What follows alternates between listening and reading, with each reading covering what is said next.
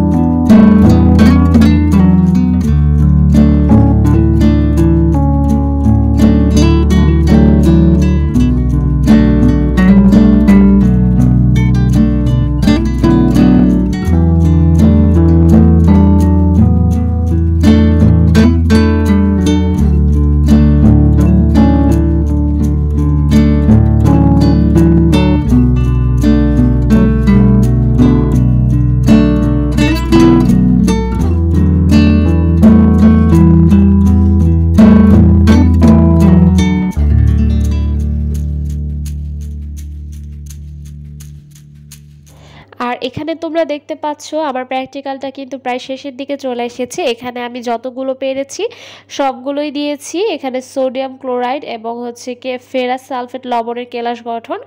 আর যদি তোমাদের কাছে মনে হয় যে এটা এভাবে লিখবো না আপু, এটা অন্যভাবে লেখা যায়, সেক্ষেত্রে তোমরা করতে পারো।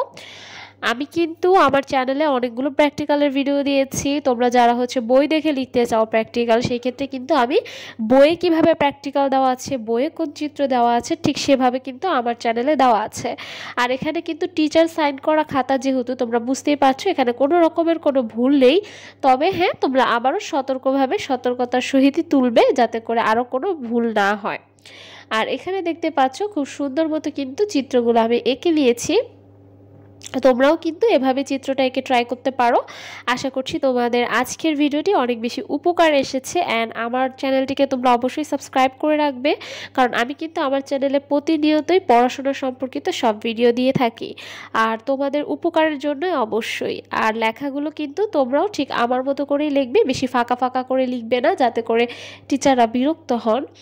আর এখানে কিন্তু মানে আমার প্র্যাকটিক্যালটা প্রায় শেষের দিকে। তো আশা করছি তোমাদের ভিডিওটি ভালোই লেগেছে। সবাই ভালো থাকবে, সুস্থ থাকবে, আর আমার জন্য অনেক বেশি বেশি দোয়া করবে যাতে এরকম ভিডিও আরও নিয়ে আসতে পারি। তো আল্লাহ হাফেজ, আসসালামু আলাইকুম। আবার দেখা হবে অন্য কোনো ভিডিওতে।